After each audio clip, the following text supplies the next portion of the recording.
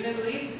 But I also found that if they're not protected from predators, and if, like I left them out there all summer, which is where they were, and by the end of July and August, they had all been eaten by woodpeckers and other predators. So I would highly recommend, most of the bees that use these are active in the springtime. So once you see that they're filled up, you'll notice the cap, the bee puts a little cap on the end of mud. Once you see them starting to fill up with that, put it somewhere that the woodpeckers will not get it. You can get like just a milk jug, put a hole in the end of the milk jug and just leave that. So something blocking the end so the woodpeckers can't see them, that will protect them. There's a few suggestions on the internet, so just Google protections for your bee house type thing. And then don't throw them away because the bees that are in there will emerge the following spring, about May.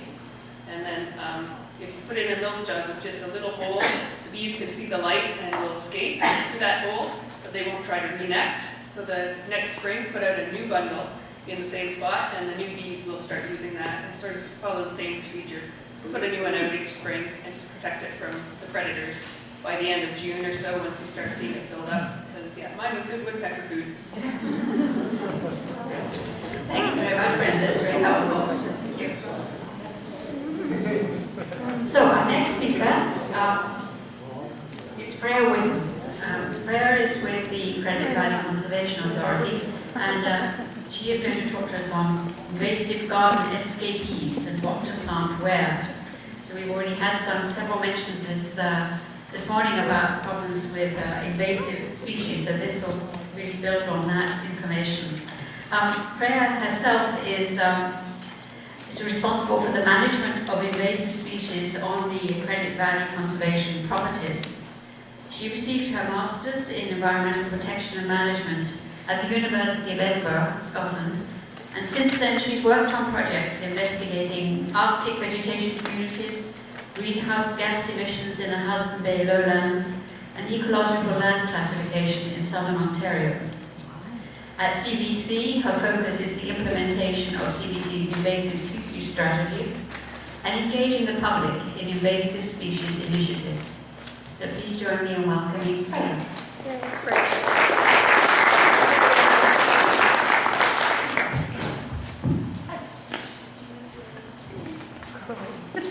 So as you guys might be aware, I'm from Credit Valley, which obviously isn't your watershed. No more Timmy, sorry, I should hold this.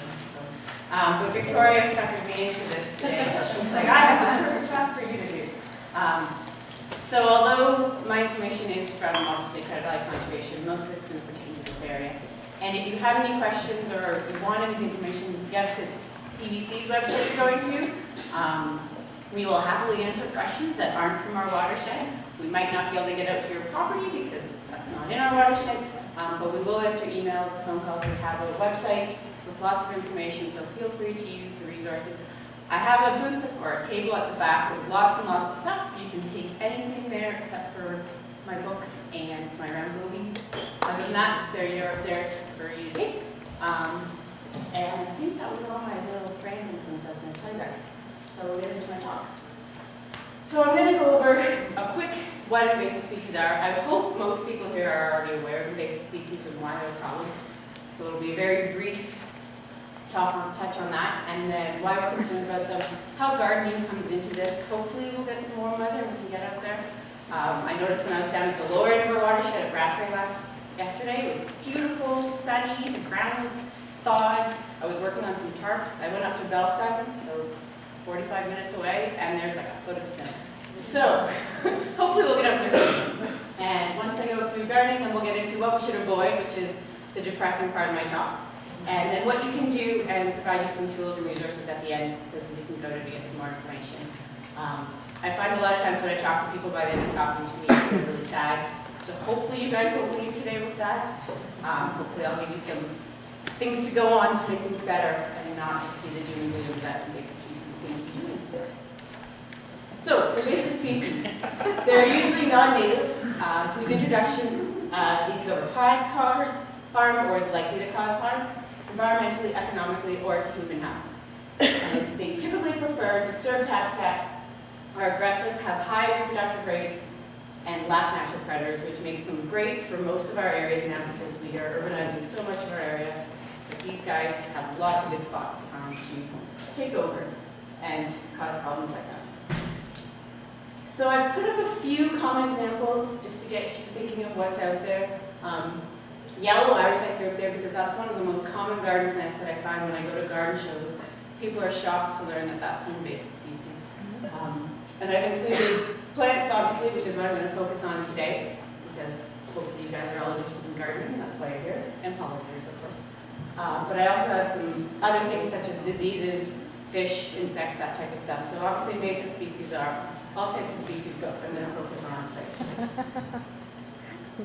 So the main concern that we have with invasive species are their impacts to biodiversity. So we've got lots of native animals, plants, and they've been working together for a long time. And our non-native ones, these invasive ones, have come in early on. And what they end up doing is impacting our native ones either through competition or predation, and they destroy those links that we have between our native stuff. That usually makes our system healthy and happy. We've been talking about bees today and how they are pollinating, what was it, 70%, I forget already? 75% of our food and 80% of our native plants. So there's all those interconnected links that end up being removed once you get an invasive species in there. So my first example is with monarchs and dog strangling vine. I'm sure everybody's aware of the monarch declines that we're having. And with dog strangling vine, which is one of those lovely invasive plants that I now hate, the monarch butterflies get mistaken for dog strangling vine being their milkweed plants. So what happens is they'll come and they'll lay their eggs on the milk or on the dog strangling vine, thinking it's a milkweed. But unfortunately, those milkweed or the dog strangling vine, sorry about that, will end up being not a food source. So your monarch butterflies aren't actually going to survive. My next example is with rough man grass. And with that, normally when you see a lovely floodplain, it's going to look much more diverse than this picture I have here. That is a whole floodplain filled with rough man grass.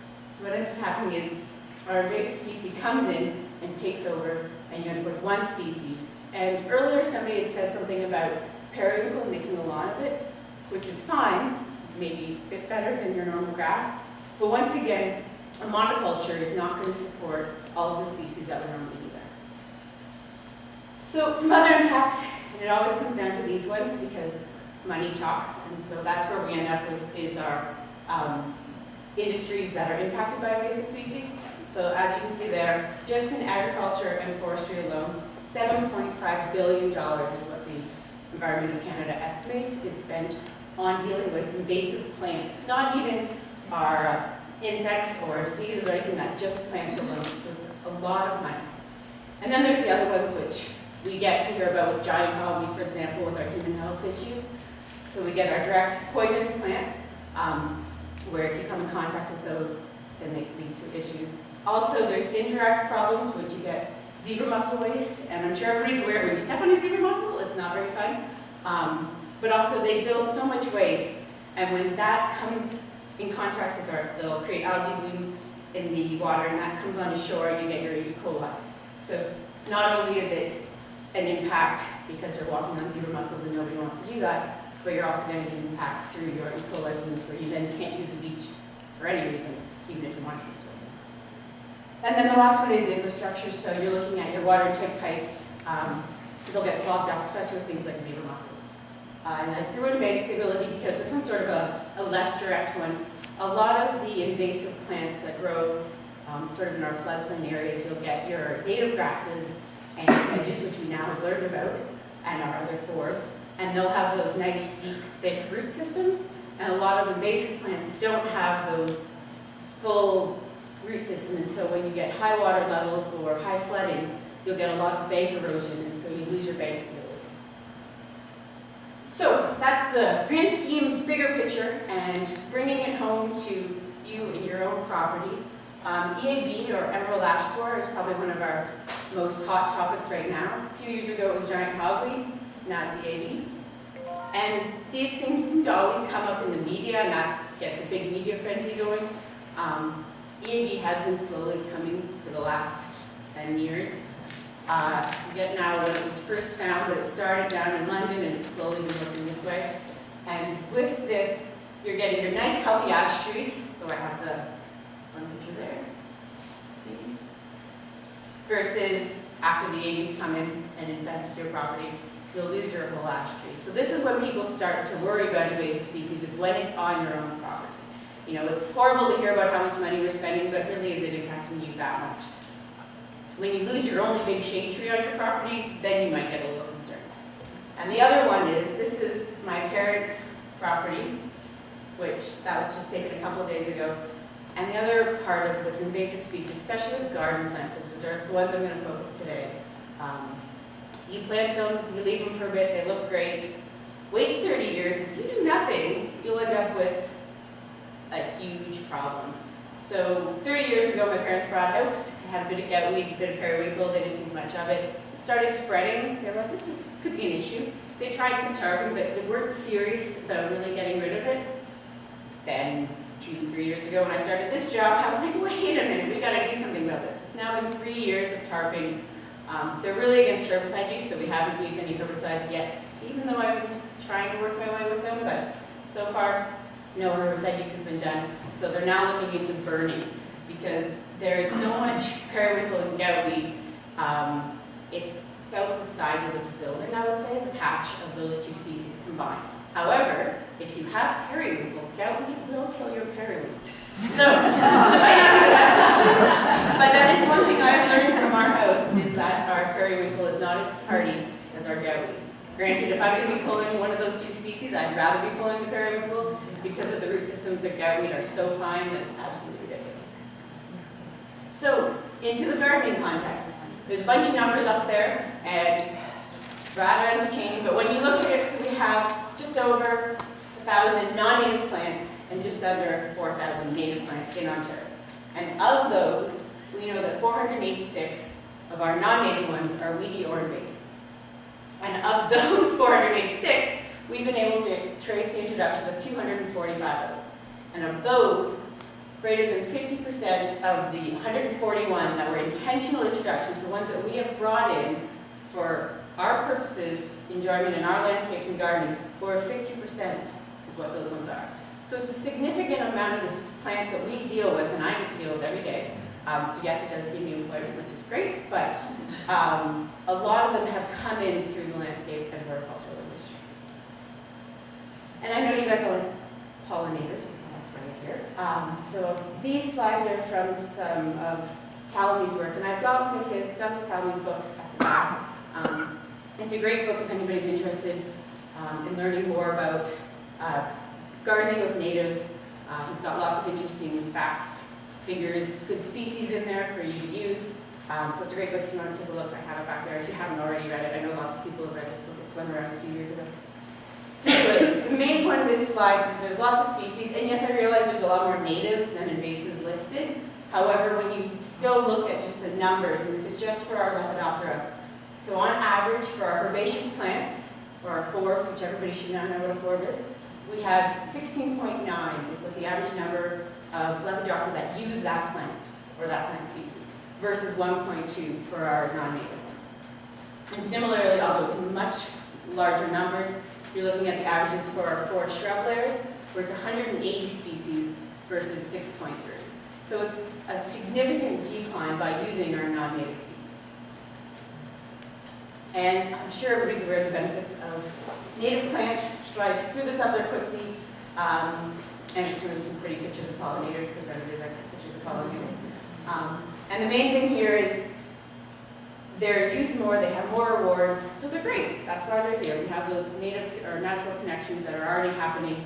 Why not keep using them? And there's some more facts from Talamy just showing the difference between, and that's just once again looking at just Lepidoptera, how much more productive a native plant will be over a non-native. So getting into the fun ones, which is what I deal with every day, are our non-native ones. And honeysuckles are one of the larger groups. People love planting these and buying them because they get beautiful, showy, different types of flowers. Great juicy berries that the birds love. So people think, great, this is a good plant to be putting in my garden, it's bringing in birds. What more could we want?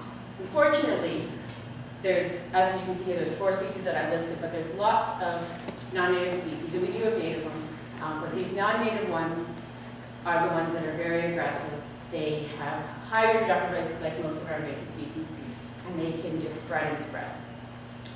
Just to help out in case people want to know, I do have an ID guide at the back that has most of these species in it, so feel free to pick one of those up. But with honeysuckles, you're looking at a very papery bark, which you can see here, they all have that, it's very characteristic. They get fused berries, so there'll be 2 fused berries, and then of course they have tons of different colors of flowers. And I threw in a couple of alternatives, just to give you an idea. Once again, we have lots of materials on alternatives. I have CBC's alternative one, which has the list of common invasive species plus some examples of other species you can use instead. So I've thrown a bush honeysuckle and common elderberry. And if you do believe me, this is why I don't like honeysuckle. So this is a field that is now taken over by honeysuckle. And so this whole, well, the whole field, which is, geez, I don't even know, it's probably an acre in size, is filled with honeysuckles. And even though you think it's a bird's food source, so that's great, we're getting this dense mat of one shrub. And they've actually found that when birds nest in these tree shrubs, they have higher predation rates. They think they're nice and safe in there, but it turns out that it's easier somehow, I'm not sure how because I hate going through them, for predators to actually get in there and to get the birds. So you might think you're feeding your birds, but in the end it might not do anything. Next up is goutweed, which I'm sure everybody's aware of. Hopefully you guys are all in the camp that doesn't like goutweed. I find there's 2 types of people, either the ones who love goutweed because it's the only thing they can get to grow, and it grows in the shade. Or you hate goutweed because somebody's given you a piece or you bought a property and that was already grown. There's 2 forms of goutweed. We've got our variegated one, which is the very common one, and then the non-variegated one.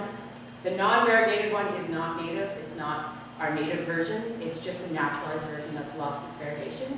So a couple of species you can use as an alternative would be common strawberry, which also gives you delicious little fruit, and then the berry strawberry. And if you don't believe me, this is what can happen if you let it. So for scale, those are Victoria's actually legs, so if anybody wants to compare.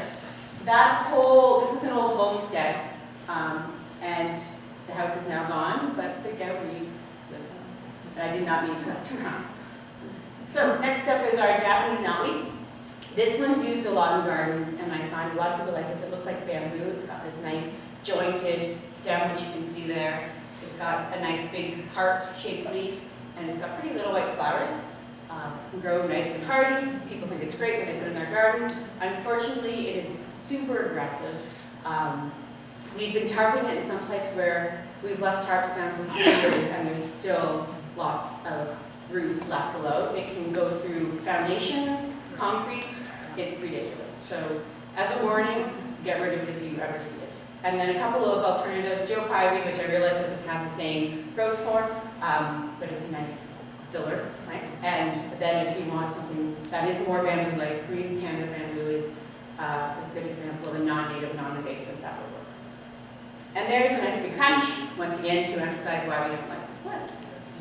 Next up is periwinkle, which we've already had a little bit of discussion about. And it is a great ground cover, and people love it. Unfortunately, it'll just keep going and going and going. So I've thrown in bunchberry and bearberry as 2 options that you can use. And once again, back to my parents' property. This is another section of the property where it's just kept going.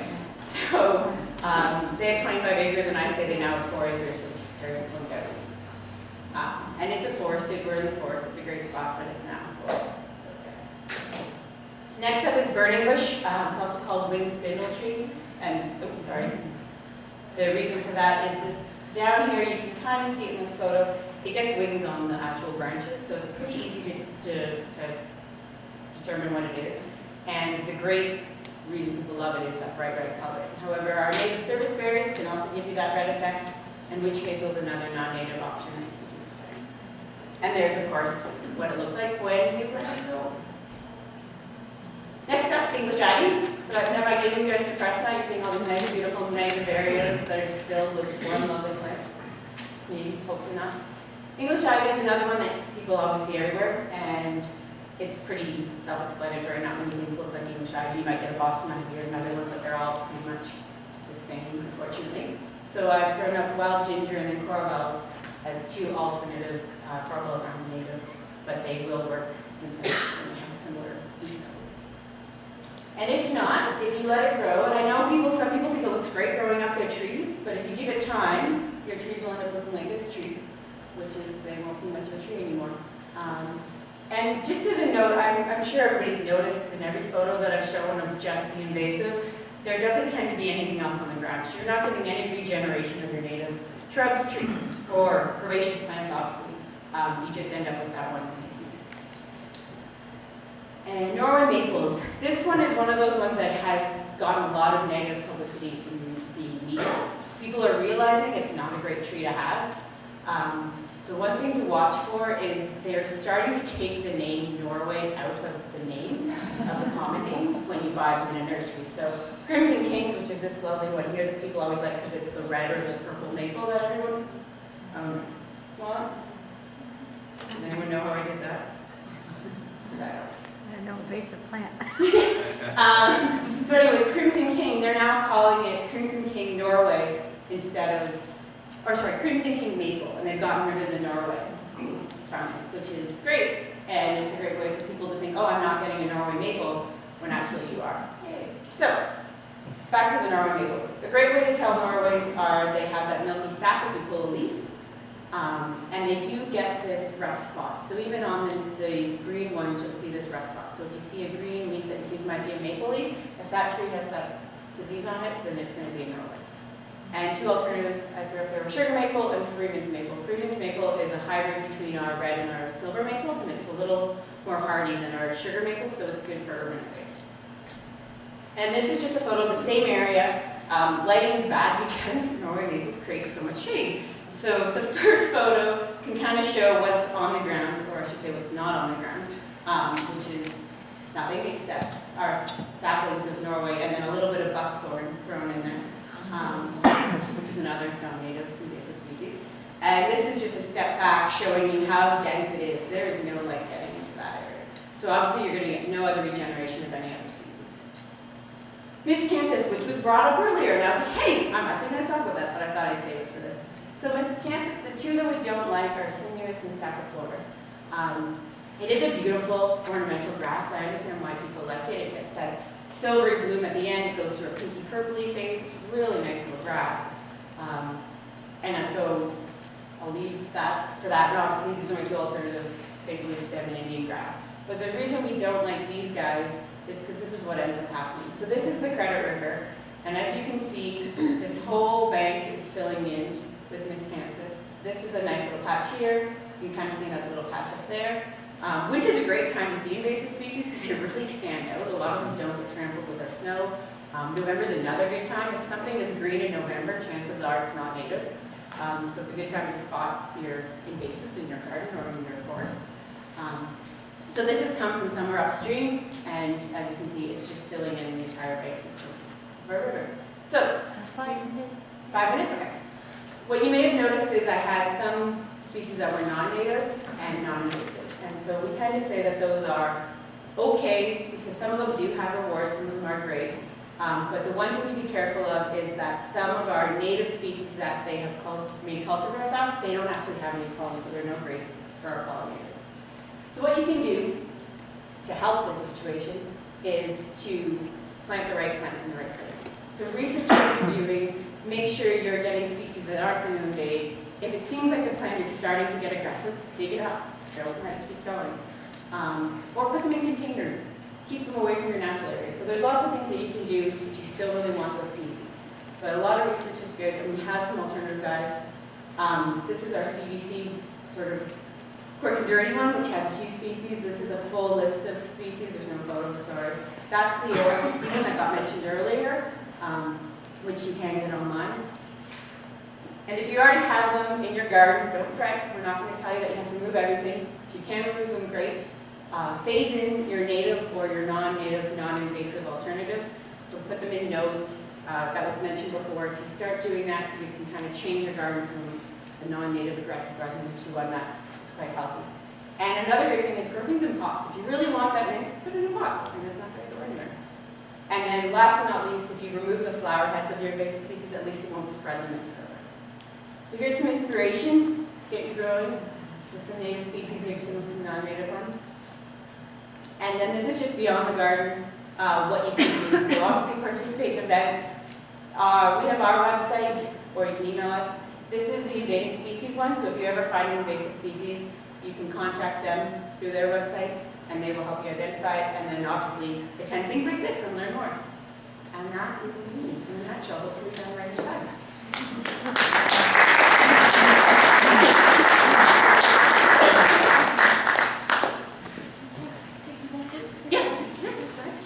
Does the Grand River Conservation Authority have an equivalent project? No. Can you repeat the question? Yes, so she asked if the Grand River Conservation Authority has an equivalent project to what we're doing. The answer really is no. We're the only conservation authority currently that has a full-time invasive species program. Granted, it consists of me and my field group, and my supervisor, who's just an ecologist.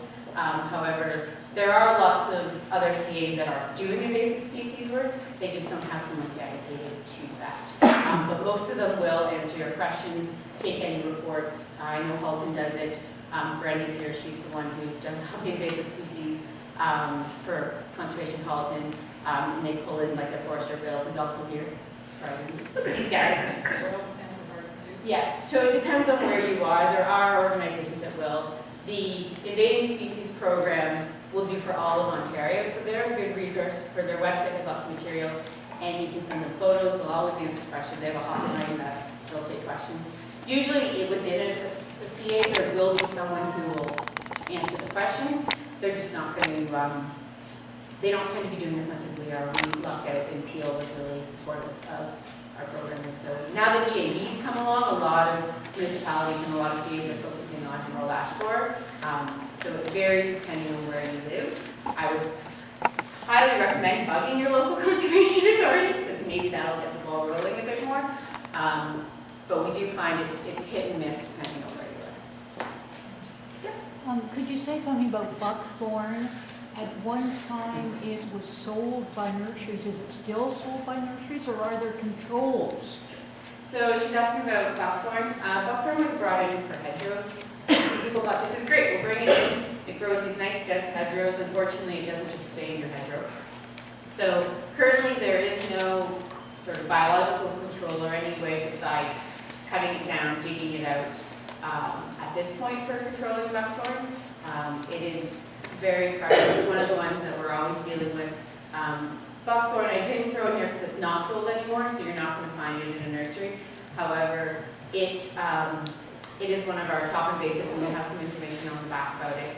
But it has laxative effects in its berries, so people think it's a great food source because its berries persist into October, November.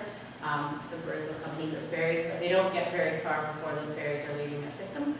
A lot of times it's on your car. People don't like to get those purple stains. Chances are there's a buckthorn nearby. So it's one of those ones. Most invasive species we don't have biological controls for. It's a lot of just physical manual labor. With buckthorn, though, if you're going to cut it down, it will resprout. So just cutting it and letting it resprout isn't going to get you anywhere. I'll just give you multiple stems as opposed to one. So if it's small, you can dig it out. There's a weed wrench, which is on the market. That's a great tool that you can pull it out with. The littler ones you can pull out, but larger ones we cut and we stump treat with a herbicide. And there is quite a few landscape consultants or gardeners who are out there now where you can hire somebody to come in. And invasive species control is exempt under the pesticide ban because if it's in a natural area, you're protecting the natural area. So there's a nice little gray area that allows you to kind of slip in there and get some invasive species control, depending on where you live, obviously. But you can now do a lot of management, but you usually have to use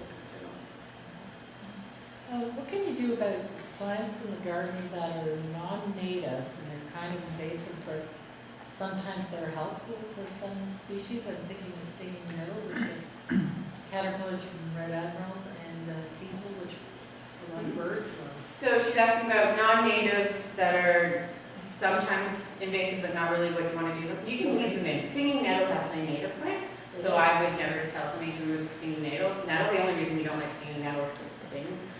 Granted, if you have people next door to you that you don't really like, could be a great way to keep them on that. But yeah, so stinging nettle I would leave well enough alone because it is a food source for native things.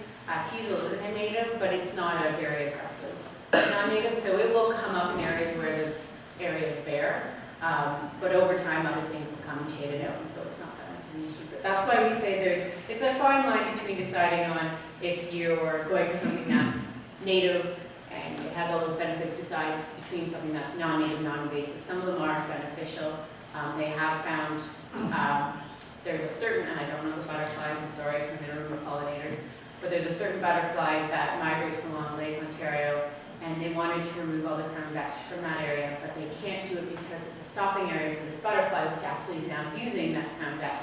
So it turns into those, every once in a while, our native species will realize they can use the non-native species. It just takes a long time for them to realize that that is a food source. A lot of times they won't realize it, and they've done studies where they'll have something that you'll have your invasive species or your native species, and they'll be eating on something, and if it gets replaced with the non-native ones, they will die before they will start eating that non-native one because they don't recognize it as a food source. I was just wondering about some natives that, certainly in my garden, they've gone invasive. They're spreaders. So do you recommend caution with those? Because I found yarrow took over. I found quite a few that I went, yay, native, planted it, and they're doing the same thing that the non-native invasives are doing. I would say wild grape is our most common one that people complain about, being like this invasive. Great. Oh, sorry, right. She was asking about natives that get invasive, so they'll take on an aggressive tendency, and you thought it was great because you're putting in this native, and then it turns aggressive on you.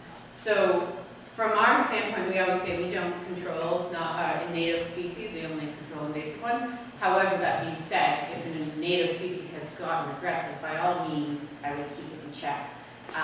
Planting other species is always a great idea to have diversity. So it's nice to have multiple species in an area. Some people find they don't like to apply because it can get quite aggressive. But if you're containing them or if you're managing them, most gardens people are in there all the time weeding anyway. And even with non-native species, you have to split them, you have to do stuff. So there's always going to be maintenance in a garden.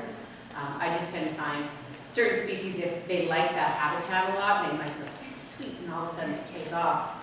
Which is why our grape ends up being so aggressive, is it's a species that usually is on the edges of places. Well, we've made so much edge habitat that of course it's doing well. It's one of our few ones that's like, nice, look at all this space that I can grow in. Unfortunately, usually it's the edge of your property, there goes your tree line, and you love that little row of trees. But if you're in the middle of the forest and 3 trees die, that's not a big deal. But when all you have is 3 trees, it's a big deal. So we tend to say if you have an issue with a native, just control it in that area. Don't go stir crazy and get rid of it from everywhere, because then you are removing that food source and not part of the ecosystem. But it totally depends on the species. And sometimes you luck out and you do really well, which is it's good. Nothing. Any other questions? I have the booth set up all day, so you can come back and ask any questions there, grab some materials. I've got lots of stuff and it's all free, so Thank you.